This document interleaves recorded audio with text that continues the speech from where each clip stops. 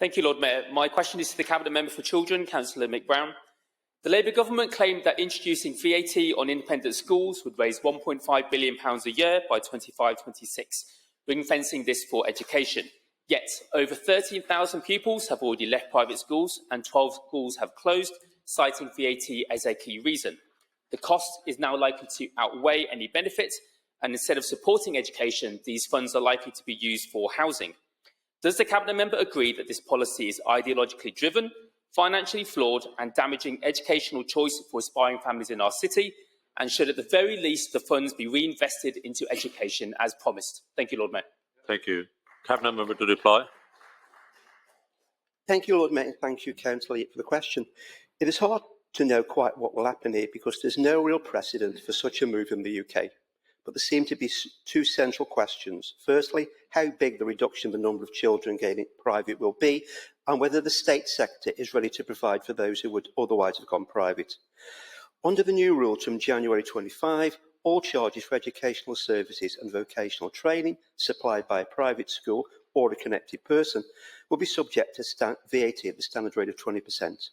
The 20% VAT charge will also be retained relate to boarding and lodging services, as well as additional supplies of education after school hours and during holidays. Some professional firms are already questioning whether raising VAT will cause private school fees to go up by 20%.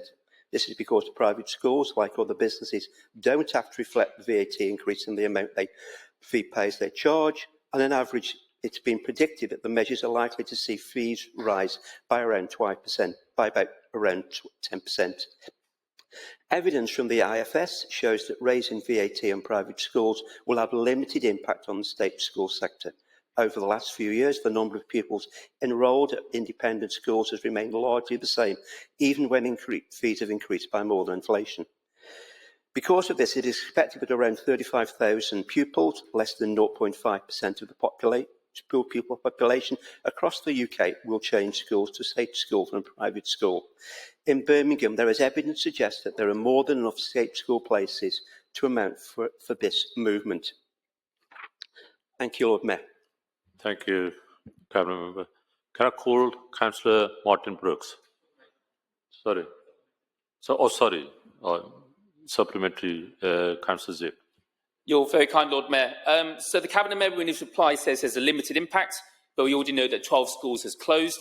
He also says he doesn't know because this is a new situation, but as I understand it, the UK will be the only country in the whole world to be charging VAT on independent schools or similar tax on independent schools.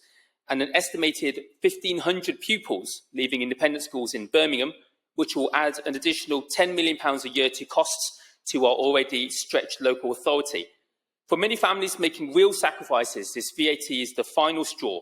Fees are rising, pupils being withdrawn, and the promised benefit to education simply isn't being delivered to councils, which, like us, are now being left to absorb the fallout.